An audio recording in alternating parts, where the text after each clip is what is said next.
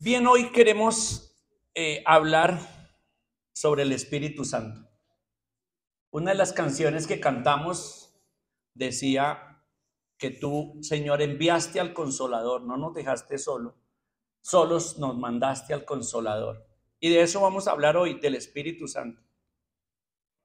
Hay iglesias en que el tema del Espíritu Santo es bien grande, bien preponderante, hablan casi siempre del tema del Espíritu Santo. Y hay iglesias donde casi nunca se habla del Espíritu Santo y se habla más del Señor Jesucristo y de Dios. Y hay iglesias que ni siquiera mencionan ni al Espíritu Santo, poco a Cristo, y hablan de Dios mucho. Pero entonces, como cristianos, debemos tener un entendimiento bastante claro acerca de quién es Dios. ¿Quién es Dios? Empecemos diciendo que Dios nos creó a los seres humanos. ¿Cómo nos creó?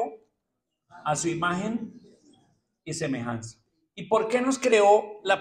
Siempre hay que hacerse la pregunta, ¿por qué? ¿Por qué Dios nos creó a su imagen y semejanza? Y la respuesta es que Dios quiere alguien semejante con quien pueda tener relación, una comunión. Que sí, que Dios te creó a ti para tener comunión contigo, para tener amistad contigo, para acercarse a tu vida y a tu corazón y para tener una relación afectuosa, fraternal, profunda entre Dios y tú. Es más, el hombre fue creado, alguien dijo, leí en un libro, alguien fue creado con un vacío dentro del corazón que tiene la forma de Dios y que solo Dios puede llenar. Ahora, ¿pero qué pasó? Todos sabemos que el pecado entró a la humanidad y dañó la relación entre Dios y el hombre y la imagen de Dios y el hombre. Un teólogo lo llama la imagen destrozada. La imagen destrozada. Y la imagen que tenemos de Dios es una imagen totalmente destrozada, desdibujada por causa del pecado. Y esa relación entre Dios y nosotros se dañó. Pero Dios nos busca. Dios te busca y me busca a mí. Todos los días, cada momento, constantemente, Dios te está buscando. ¿Por qué? Porque Dios anhela tener una relación contigo. Por eso nos creó, para tener una relación con nosotros. Pero Dios, cuando hablamos de Dios, Dios es tres personas. Hay grupos que niegan la Trinidad. Y la niegan todo porque dicen que la palabra Trinidad no está en la Biblia. Y es verdad, la palabra Trinidad no está en la Biblia. Pero eso no significa que la Biblia no enseñe acerca de tres personas. ¿Que son quiénes? El Padre, el Hijo y el Espíritu Santo. Tres personas. Hay grupos que enseñan que Dios es uno y que no hay tres personas, sino tres maneras en que Dios se manifiesta. Que Dios es una persona y que a veces se manifiesta como Padre, a veces se manifiesta como Hijo y a veces se manifiesta como Espíritu. Pero eso es absolutamente incorrecto, porque cada una de las personas de la Trinidad tiene su propia identidad, su propia voluntad, es persona y cada una es independiente y diferente. Hay grupos, iglesias que enseñan que Dios es tres dioses, que Dios es tres dioses, Dios el Padre, Dios el Hijo y Dios el Espíritu Santo. Pero también eso es errado, porque no son tres dioses, ¿son qué? Un solo Dios. ¿Qué significa que es un solo Dios? Y obviamente yo no voy a predicar sobre este tema, solamente la introducción, pero este es un tema muy de mucho estudio. Pero significa que el Padre, que es una persona, el Hijo, que es otra persona, el Espíritu Santo, que es otra persona, están los tres tan profunda e íntimamente ¿qué? Unidos, relacionados en esencia, tienen el mismo corazón, la misma mente, la misma intención. Los tres son tan unidos que los tres se convierten en uno solo.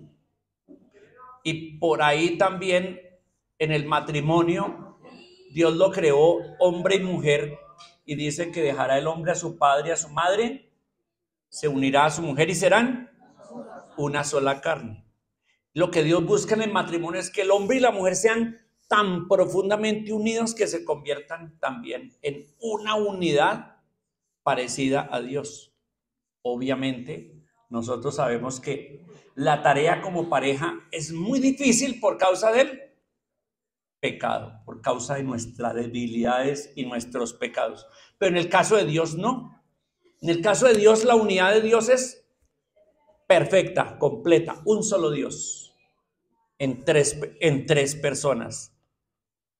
Ahora, en la Biblia, el Padre es más preponderante, el Hijo está sujeto al Padre y el Espíritu Santo está sujeto al Padre y al Hijo. Y vemos entonces que aunque son tres personas iguales en esencia, iguales en características, iguales en propiedades, iguales en atributos, sin embargo, los tres tienen roles o papeles diferentes. Y lo mismo en el matrimonio. Aunque el esposo y la esposa son iguales en características, como personas, en valor, etcétera, pero tienen diferentes roles. El esposo es cabeza y la mujer es ayuda idónea. En la Trinidad es exactamente igual, porque piensen que Dios nos creó a su imagen y semejanza en muchas cosas. Ya estamos viendo que no solamente en nuestra concepción de esencia de ser humano, sino también en nuestras relaciones, por ejemplo, esposo y esposa. Entonces, en la Trinidad también vemos al Padre como la autoridad mayor, el rol de autoridad mayor, y se ha declarado a nosotros como Padre. Y vemos a Cristo, el Hijo, sujeto al Padre, en dependencia absoluta del Padre, sin perder su identidad y su esencia, pero en esencia absolutamente. ¿Qué fue lo que Jesús dijo cuando estaba en la tierra? ¿Cuáles eran sus palabras? No hablo yo mis palabras, sino que hablo las palabras que el Padre me manda decir. No hago yo mis obras, sino las obras que el Padre me mandó. Y todo el tiempo estuvo diciendo, no, yo no hago lo que yo quiero, hago lo que el Padre me manda a decir. Entonces el rol del Hijo aquí es un rol que está dependiente del Padre, y el Hijo viene para hacer la voluntad del Padre.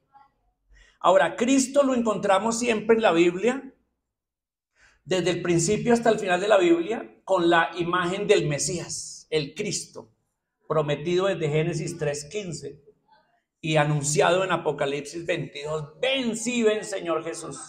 Y lo encontramos siempre como el Cristo, el Mesías, el Redentor. Esto es una manifestación de Cristo en relación a nuestra salvación, en relación a la necesidad nuestra. Pero el Espíritu Santo lo vemos en una tercera posición, sujeto al Padre y sujeto al Hijo. Jesús dijo, yo me voy, pero ¿qué?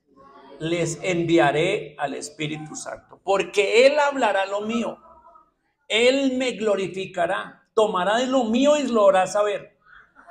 ¿Quién envió al Espíritu Santo? Jesús.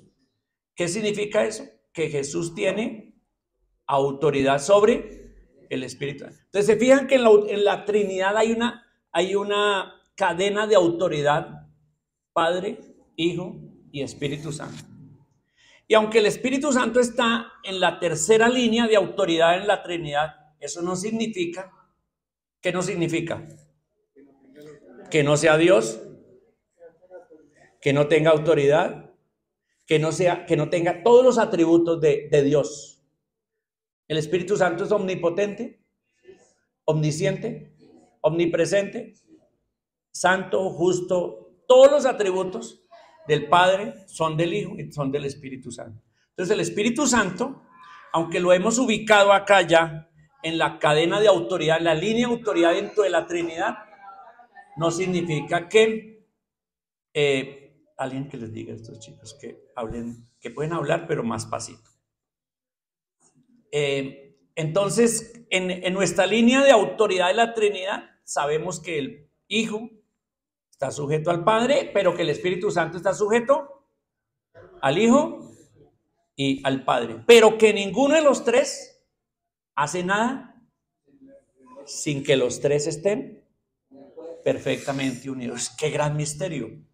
Pero ese es Dios, ese es el Dios que nosotros tenemos y el único Dios que existe. No existe más dioses. Ese es Dios que se ha manifestado de esa manera así. Y Cristo se ha manifestado en la Escritura como el Mesías. ¿Por qué el Mesías? El Cristo. ¿Por qué? Porque el Padre no fue el que vino. El Espíritu Santo no fue el que vino a encarnarse y a morir. ¿Quién fue? El Hijo. El Hijo tenía la tarea de venir a encarnarse como un ser humano y morir en la cruz para pagar tus pecados y los míos, porque sin el sacrificio de Cristo no hay salvación, no hay redención. Todos los hombres somos pecadores y todos merecemos el castigo, todos merecemos la condenación, todos, absolutamente todos. Si Cristo no hubiera venido a la tierra, ¿cuál hubiera sido el destino de todos? El infierno y la condenación eterna. Y bien merecido lo teníamos. O lo tenemos. Bien merecido. Pero Cristo vino y en la cruz tomó tu lugar y el mío. Y como dice la palabra, se hizo pecado por nosotros. Esa expresión es muy fuerte. Se hizo pecado por nosotros. Quiere decir, tomó nuestro lugar y tomó nuestros pecados. Murió en la cruz. Nuestra salvación depende de Cristo. Por eso la Escritura dice, el que cree en Él tiene vida eterna. No dice el que cree en la religión, no dice el que cree en el pastor, no dice el que cree en tal grupo, no dice el que cree en tal religión, no, nada de eso. Dice el que cree en Cristo. No hay salvación fuera de Cristo. No existe, no es posible. No hay buenas obras que compren la salvación. La salvación es solo posible en Cristo. En aquel que se arrepiente y viene a Cristo y lo recibe en su corazón, es salvo. ¿Cuántos salvos hay aquí? De pronto hay alguien acá que no ha aceptado a Cristo en su corazón, que le ha costado rechazar y renunciar de pronto a la religión, de pronto a su forma de pensar, de pronto a su filosofía, a su deseo, y no ha podido renunciar a eso. Pues si se muere, ahora mismo irá a la condenación eterna. Pero si se arrepiente y recibe a Cristo, entonces tendrá la salvación eterna. Y esa es la diferencia. Y esa es la obra grandiosa de Cristo. Pero ahora, la obra del Espíritu Santo, que es lo que el tema de la enseñanza de hoy, ¿cuál es? Y hoy hablaremos de eso, de la obra del Espíritu Santo. Empecemos leyendo Génesis capítulo 1, los dos primeros versículos del Génesis, de la Biblia. Génesis 1, capítulo 1 y versículo 1 y 2. Me imagino que todo cristiano por lo menos ha leído esos dos versículos de toda la Biblia. Porque todos hacemos el intento de empezar a leer la Biblia y por lo menos leeremos eso. Génesis 1, 1 y 2 dice así. En el principio creó Dios los cielos y la tierra. Y la tierra estaba desordenada y vacía. O sea, en obra negra, como diría un constructor. La tierra fue creada en obra negra. Estaba desordenada y vacía. Y las tinieblas estaban sobre la faz del abismo. Había una profunda oscuridad. ¿Pero qué dice? Y el Espíritu de Dios se movía sobre la faz de las aguas. Al parecer toda la tierra estaba en obra negra y cubierta de agua toda y toda oscura. Eso es como la imagen que le da a uno como la primera visión de esta creación. Pero fíjense que el Espíritu Santo está allí. En la Biblia, esta palabra, Dios,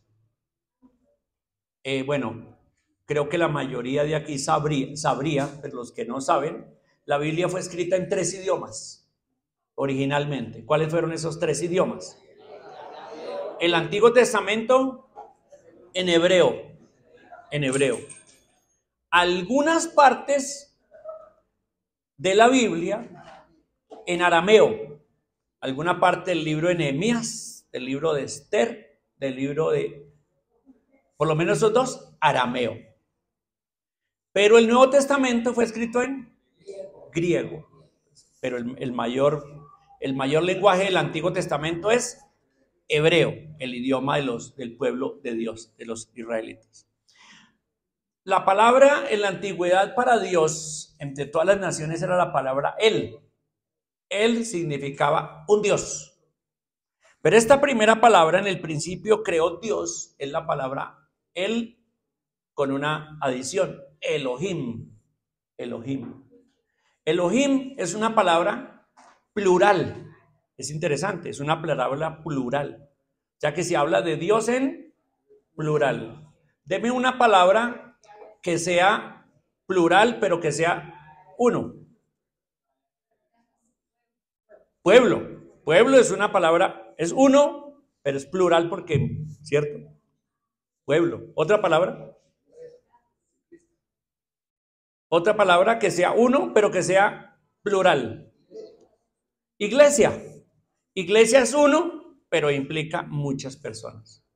Y esta es la palabra Dios Elohim. Elohim es que uno, pero es plural. Y es una palabra, especialmente Elohim es una palabra que habla de pluralidad y habla de majestuosidad. Incluye todo eso. O sea, el Dios alto y sublime, pero que es un Dios plural. Y entonces desde el principio la Biblia ya empieza diciéndonos un poco de esa esencia de Dios, que es la Trinidad. Dios 3 personas en una. Y por eso dice, entonces, ¿quién creó todas las cosas? ¿Quién las creó? Elohim. Entonces pregunto, ¿quién la creó? ¿El Padre, el Hijo o el Espíritu Santo? Por eso pregunto, ¿el Padre, el Hijo o el Espíritu Santo? Los tres, Elohim. Los 3 crearon. Entonces vamos al Salmo 33, versículo 6. Salmo 33, versículo 6. Dice, por la palabra de Jehová fueron hechos los cielos, y todo el ejército de ellos por el aliento de su boca. Pues aquí, y muchos otros versículos nos hablan de que Dios con su sola palabra hizo el universo. Y aquí, cuando habla de Jehová, está hablando prioritariamente, preponderantemente del Padre, Pasemos ahora a Juan, capítulo 1. Juan, Evangelio de Juan, capítulo 1, versículo 3. Juan 1:3. Y aquí en Juan está hablando de Cristo, el Hijo de Dios. Juan está presentando a Cristo, el Hijo de Dios. En el versículo 1 dice, en el principio era el Logos, el verbo, la palabra, o sea, Cristo, en el principio. Y el verbo era con Dios, o sea, el Padre, y el verbo era Dios, el Hijo de Dios. Ahí está, clarísimo. Que es el versículo que los testigos de Jehová han cambiado para poderle quitar la divinidad a Cristo. Y entonces ellos traducen equivocadamente. La única versión en toda la faz de la tierra que cambia. Y lo ponen un Dios para quitarle a Cristo la deidad y decir que Cristo no era Dios. Que eso es lo que enseñan los testigos de Jehová. ¿Vale? Versículo 2. Y este era en el principio con Dios. Versículo 3. Fíjese. Todas las cosas por Él fueron hechas. ¿Por quién? Por el Hijo. Está hablando del Hijo. Todas las cosas por Él fueron hechas, y sin Él nada de lo que ha sido hecho fue hecho. En él estaba la vida y la vida era la luz de los hombres. Entonces Cristo sostiene el universo, Cristo creó el universo, pero también dice la Biblia, el Padre también creó el universo. Pasemos a Colosenses capítulo 1. Colosenses capítulo 1, versículo 16. Están tomando nota, ¿verdad? Felicito a los que ya compraron el cuaderno que se llama Predicaciones, para tomar nota de las predicaciones. Colosenses 1, 16 dice, bueno, desde el 15, Él es la imagen del Dios invisible, el primogénito de toda creación. Y aquí está hablando de Cristo. Y otra vez, los que tuercen las escrituras, entonces ponen aquí el primogénito de toda creación como si fuera el primer ser creado. Y la palabra primogénito es la palabra el que está por encima de todas las cosas, el preeminente, el que es el primero entre todas las cosas. Cristo es el más grande, es la imagen de Dios. Versículo 16, en la tierra, la imagen de Dios en la tierra. Porque en él, versículo 16, porque en él, en Cristo, ¿fueron qué? Creadas todas las cosas. Las que hay en los cielos, las que hay en la tierra. O sea que todas las cosas que están en el cielo también fueron creadas. Y fueron creadas por Cristo, dice aquí. Y las que hay en la tierra, visibles e invisibles, sean tronos, dominios, principados, potestades. Y ahí más que todo se refiere a las huestes angelicales. Todo fue creado, mire esa expresión, todo fue creado por medio de él y para él. ¡Wow! Entonces Cristo es preponderante en la creación. Él fue el centro de la creación. Entonces el Padre dice que creó, el Hijo dice que creó también, pero la Escritura dirá que el Espíritu Santo creó. ¿Qué dicen ustedes? ¿Sí o no? Debe decirlo. Todo lo que digamos acá lo tiene que decir la Biblia, no tiene que ser algo que es que yo creo, yo pienso. No, anulado, yo creo, yo pienso no sirve. Aquí dice la Biblia. Entonces leamos en el Salmo 104. Salmo 104, versículo 3.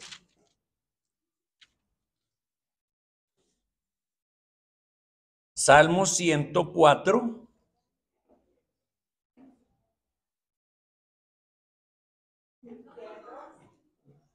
Perdón, 3 no, 30. 30. Y este salmo está hablando de la creación de Dios. Versículo 24. Cuán innumerables son tus obras, oh Jehová. Hiciste todas ellas con sabiduría.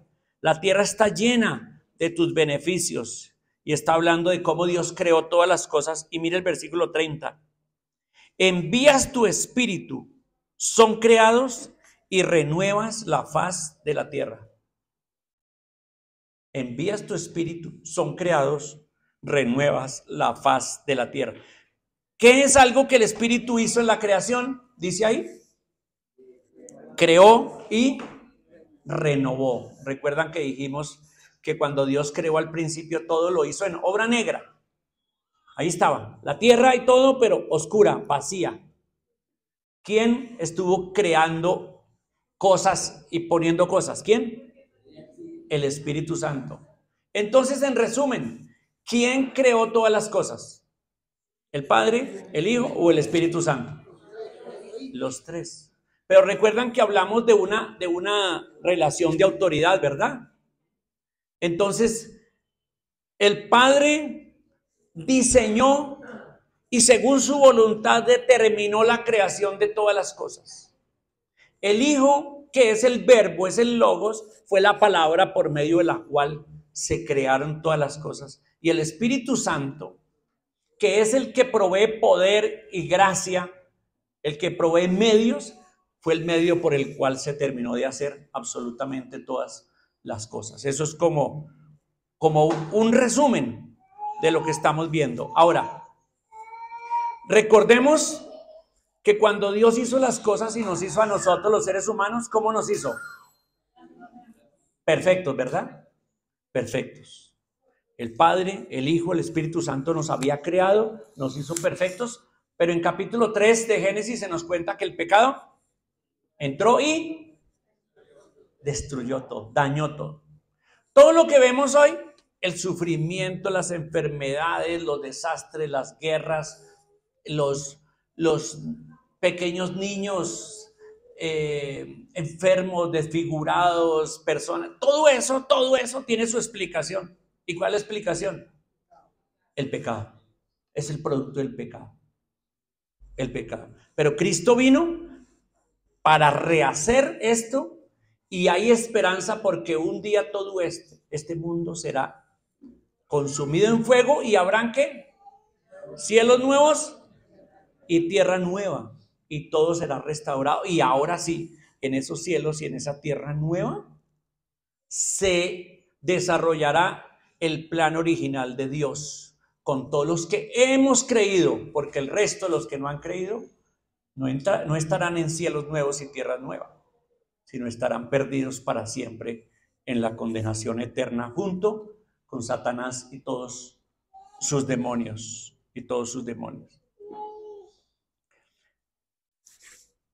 ¿Cómo está revelado el Espíritu Santo en la Biblia? En el Antiguo Testamento, el Espíritu Santo venía temporalmente sobre ciertas personas. Y habría que leer muchos textos para ir mirando, pero yo solamente les cuento. Por ejemplo, la Biblia habla de Sansón. ¿Se acuerdan de Sansón? ¿Se acuerdan que un día iba por el campo y se encontró un león? ¿Y qué hizo el león? Lo agarró y le abrió la boca y lo mató. Y después hubo un enjambre de miel ahí. Bueno, esa es la historia. Pero la Biblia dice que Sansón pudo hacer eso y la explicación fue que el Espíritu Santo vino sobre él y después cuando terminó la vida de Sansón, recuerdan que terminó ciego y encadenado por sus enemigos los filisteos y burlándose de él, porque la fuerza que lo caracterizaba ya no estaba, porque el Espíritu Santo se había ido de él. Pero cuando estaba allí, el Espíritu Santo vino sobre él, lo llenó de poder y como estaba encadenado a dos columnas, agarró esas columnas y las rompió y todo se cayó encima y mató a todos los que estaban en ese sitio. Lo mismo del rey Saúl, se dice que el Espíritu Santo vino sobre él cuando fue ungido para ser rey, pero también se dice que cuando Saúl fue desechado por Dios como rey, porque no confiaba en Dios, no creyó en Dios y fue y buscó una divina, una profetisa, una bruja y le consultó, etcétera. Hizo cosas que no debía hacer, pecaminosas, graves contra Dios. Y Dios lo desechó. Y la Biblia dice que el Espíritu, el día que David fue ungido para ser el sucesor, el Espíritu Santo fue quitado de Saúl. Y un espíritu vino y lo atormentó y le tocaba a David con el arpa. Dice ahí en Samuel, ¿verdad? La historia. Tocar para que se calmara un poco por lo que le estaba pasando. Entonces el Espíritu Santo en el Antiguo Testamento venía sobre ciertas personas y se iba. Y incluso sobre personas no buenas, como por ejemplo el profeta Balaam. ¿Saben esa historia, no? En Números, el profeta Balaam y su burra. ¿Se acuerdan? Que una burra tuvo que hablarle a Balaam. Y Balaam era un profeta, pero un profeta malo, porque se dejaba alquilar por dinero para decir lo que las personas querían que dijera. Y cuando lo alquiló un rey para que maldijera a Israel, Dios no lo permitió. Y una burra le habló al profeta, pero el profeta entonces en lugar de maldecir al pueblo, lo bendijo y dice la Biblia, vino el Espíritu Santo sobre él y habló y bendijo al pueblo de Israel. Oh, qué interesante. Incluso sobre un profeta malo, ¿verdad? Vino el Espíritu Santo. Y hay muchos casos así donde el Espíritu Santo vino sobre personas y se fue. Vino solamente para dotarlos con alguna cosa especial. En algunos casos se dice que el Espíritu Santo acompañó el ministerio de ciertos hombres y no se fue, sino que estuvo ahí. Por ejemplo, se habla de Daniel, de Josué, de David, de Elías, de Isaías. El Espíritu los acompañó en su ministerio. Esa es una característica del Espíritu Santo en el Antiguo Testamento. Venía y se iba. Y venía sobre ciertos hombres nomás. Pero ¿cómo encontramos al Espíritu Santo en el Nuevo Testamento? Miremos, vayamos al Evangelio de Lucas.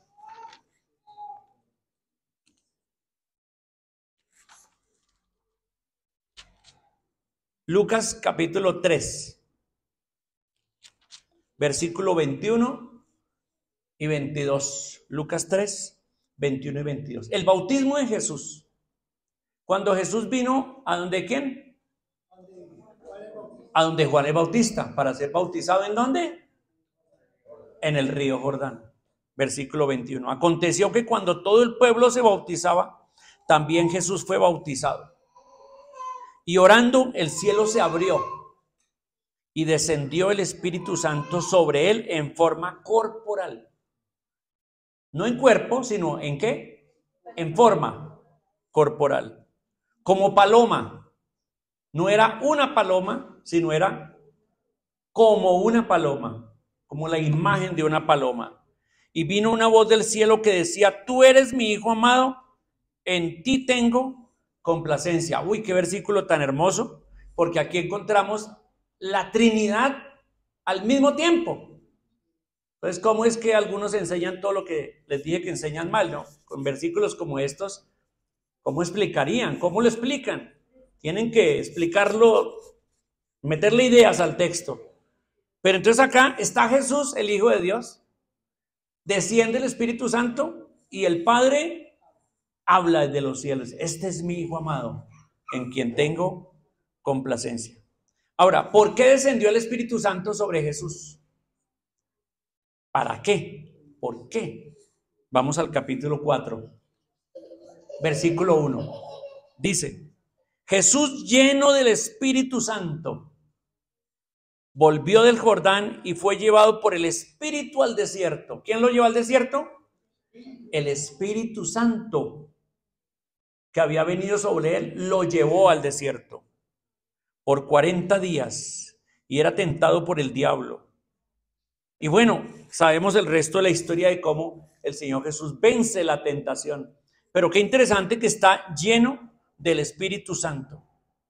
Pasemos al capítulo 4, versículo 18. Versículo 17. Jesús está en Nazaret visitando su pueblo donde él se había criado.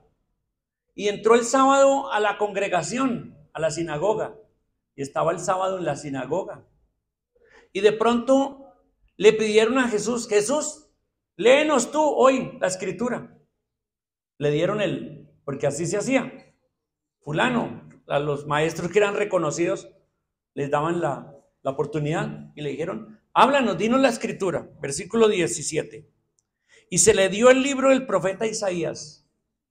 Y habiendo abierto el libro, halló el lugar donde estaba escrito: el Espíritu del Señor está sobre mí, por cuanto me ha ungido para dar buenas nuevas a los pobres, me ha enviado a sanar a los quebrantados de corazón, a pregonar libertad a los cautivos y vista a los ciegos, a poner en libertad a los oprimidos y a predicar el año agradable del Señor. Qué interesante lo que Jesús dijo del Espíritu. ¿Qué dijo? El Espíritu del Señor está sobre mí. ¿Y qué dice que el Espíritu Santo ha hecho en Cristo? Lo ungió. ¿Qué es esa palabra ungir? Es empoderar, es nombrar, es comisionar. Ungir, nombrar, comisionar, empoderar, identificar. El Espíritu Santo identificaba a Cristo como el Mesías. Primera cosa que hizo el Espíritu Santo con Jesús, ¿lo qué? Lo ungió, lo empoderó, lo designó, le dio la capacidad. Y segunda cosa que dice ahí que hizo el Espíritu Santo.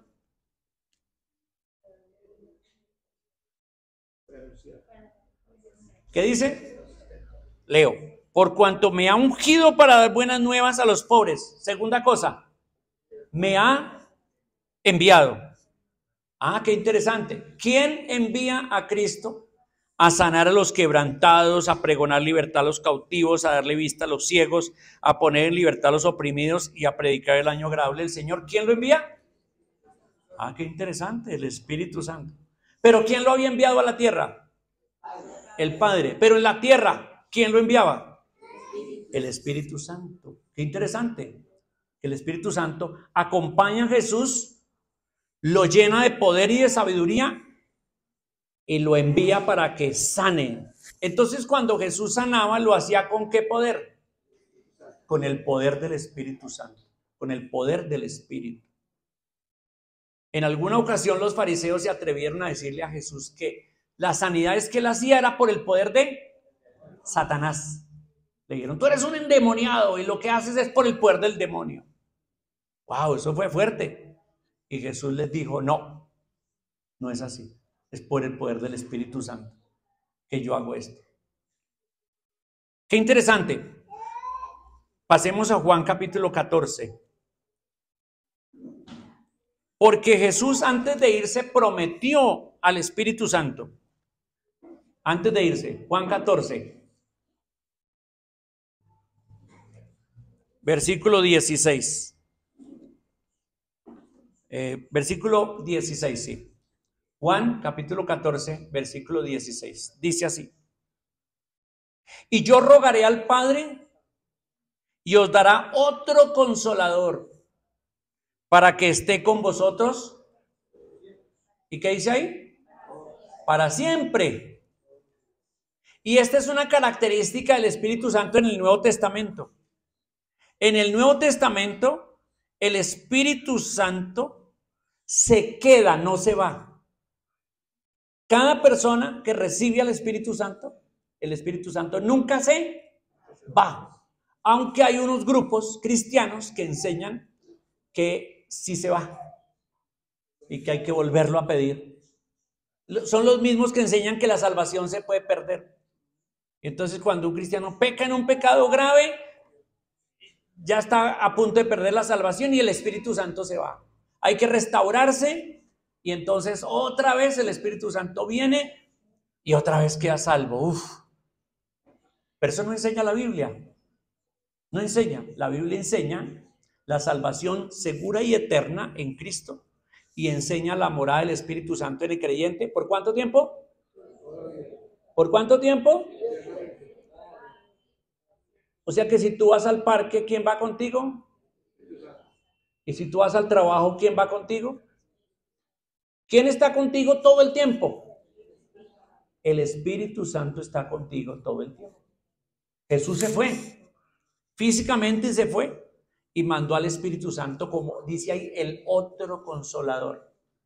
Entonces, mis hermanos, es importante, si el Espíritu Santo está con nosotros todo el tiempo, es importante saber más sobre el Espíritu Santo. Por supuesto, por supuesto.